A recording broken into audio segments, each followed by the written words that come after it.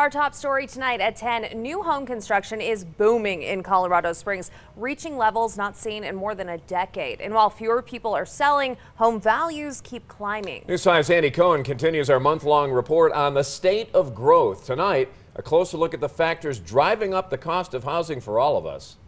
It's still very much a seller's market. While homeowners are getting top dollar for their properties these days, they're also having to pay top dollar for the property they want to move into, and that has a lot of owners hesitant to make the move.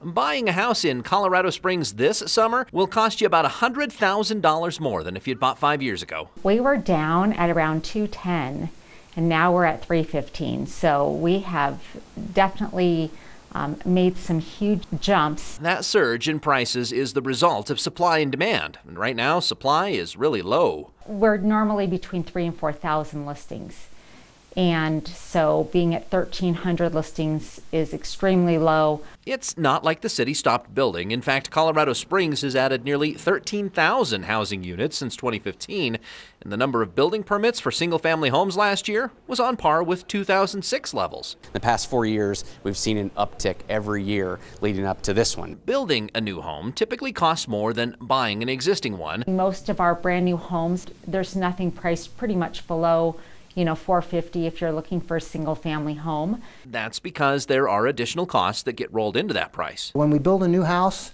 you're also paying for all the road and all the land and all the parks and all the schools and all of those kinds of things.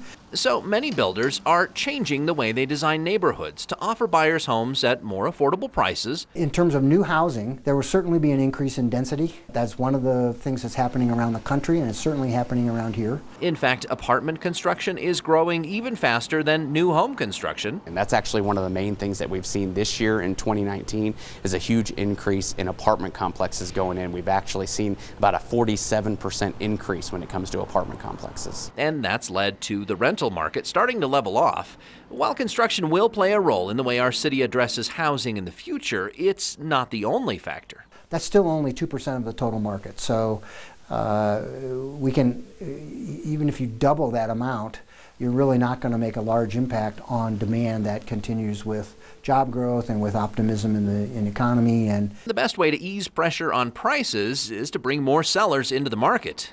But that's easier said than done. People don't want to sell their home unless they can find something to buy. The Pikes Peak Association of Realtors says there are programs for first-time buyers that can reduce the amount of down payment needed to get into a home.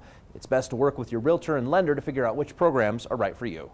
Watching out for you, Andy Cohen, News 5.